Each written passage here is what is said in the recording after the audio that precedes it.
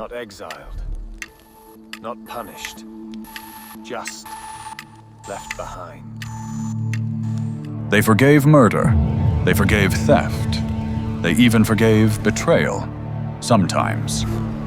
But there was one rule a Viking could break only once, because the punishment wasn't written in law. It was written in every warrior's memory. To the Vikings, strength wasn't loud. It wasn't just iron, fire, or scars.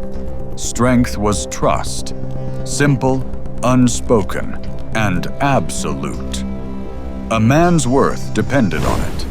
Communities were small, winters were long, and danger didn't always come from the sea.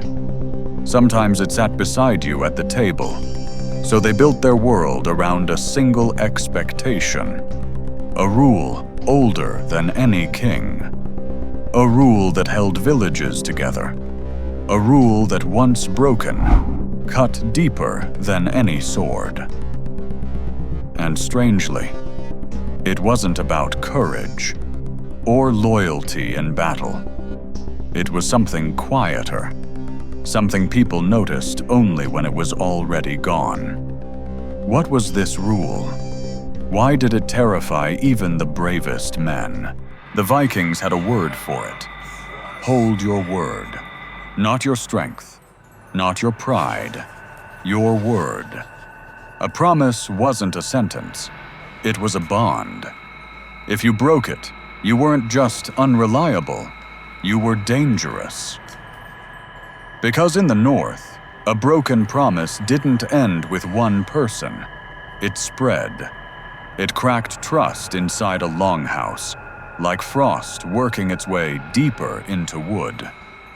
And once people doubted your word, you were finished. Imagine a small coastal settlement, 30 or 40 people, each one dependent on the others.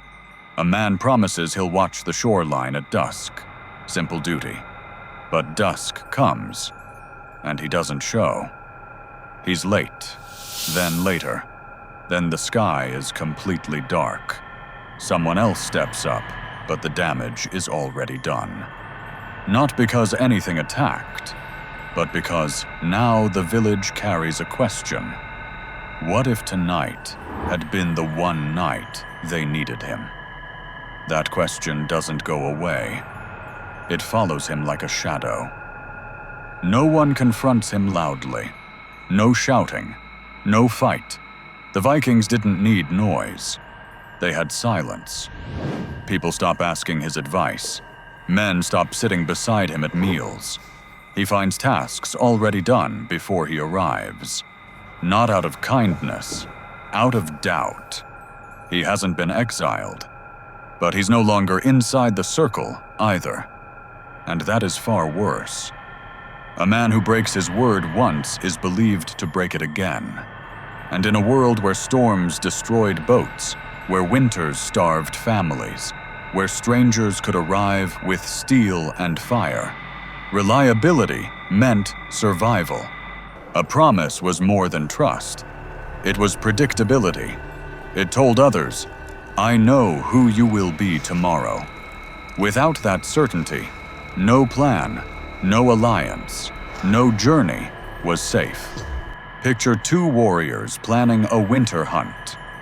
They agree to meet before sunrise. One oversleeps.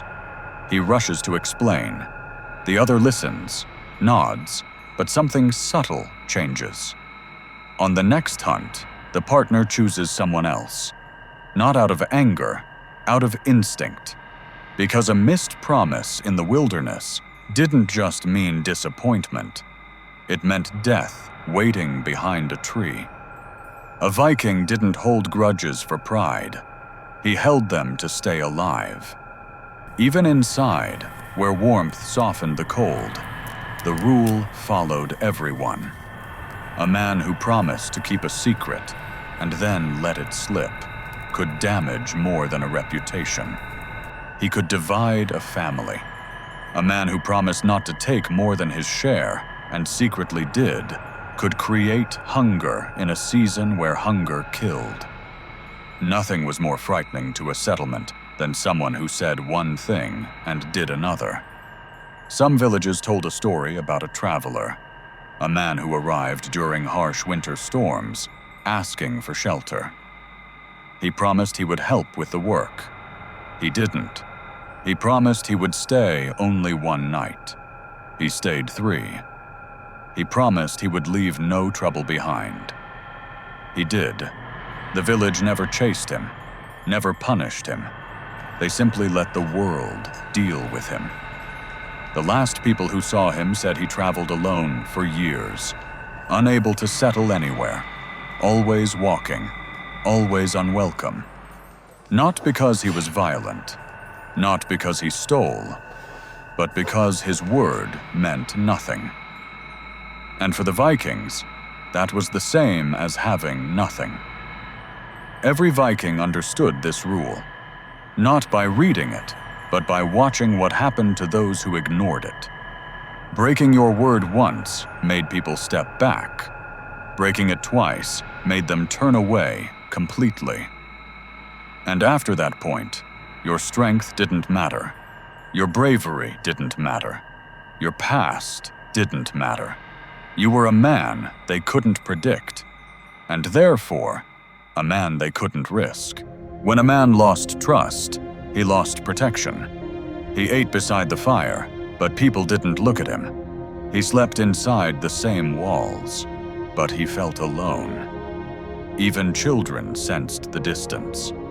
They watched how adults spoke around him, carefully, cautiously, and learned the lesson early. A broken word breaks the person carrying it. Sometimes these men left on their own. Sometimes they stayed, hoping time would fix what they damaged. It rarely did. Trust in Viking society wasn't rebuilt with apologies or explanations. It was rebuilt by years of consistency, years of doing exactly what you promised. Every day, every time. Some succeeded, most didn't. And the saddest part? Many of them didn't realize the moment everything changed. It happened quietly, on an ordinary day, with a promise they thought was small. But nothing was small in a world where survival depended on everyone doing exactly what they said. If you walked through a Viking settlement at night, you could see it clearly. One house glowing with firelight and voices, and one man sitting outside, just beyond the warmth, staring into the dark. Not exiled, not punished, just left behind. All because of a rule that didn't need to be spoken aloud. A rule every child knew. A rule every elder repeated without saying a word. And the strange part? That rule never really vanished. Not from the world, not from us. Break it once, and the silence that follows still sounds the same.